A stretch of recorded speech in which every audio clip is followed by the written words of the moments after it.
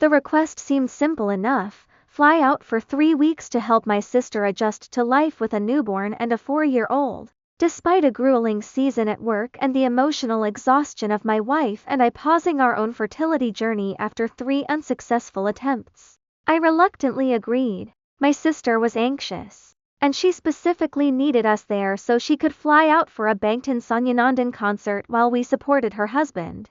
The red flags appeared before we even landed.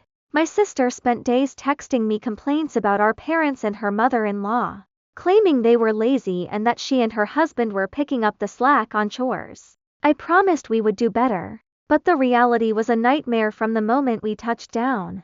We were expected to pay for our own $50 transportation from the airport and buy our own groceries because she didn't want us touching the special food she ate for breastfeeding. Yet, when we cooked the food we bought, she was visibly annoyed that we didn't ask her and her husband if they wanted a meal first. When the refrigerator became crowded with 98% of the contents being theirs, she blamed us. The childcare was even worse. We spent all day with her 4-year-old, who was acting out violently. When the child hit us or said hurtful things, my sister forbade us from reprimanding her. Eventually, the 4-year-old lied and claimed my wife had punched her. Rather than questioning the toddler's story, my sister confronted us aggressively. She finally told us that if we wanted to leave early, we should, because our presence was more stress than relief. After 2 weeks of what felt like indentured servitude, we took her up on the offer and left a week early.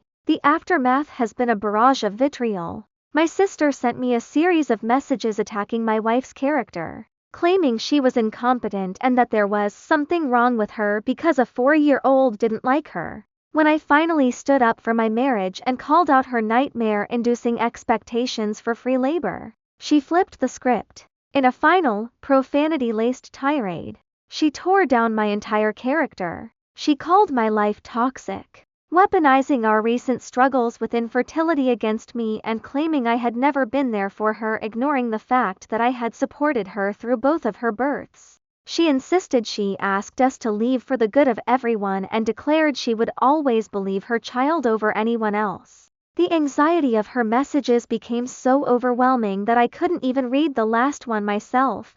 My wife had to screen it for me. I've realized that my kindness has been taken for granted for far too long. For the sake of my mental health and my marriage, I am going no contact for the foreseeable future. Am I the asshole?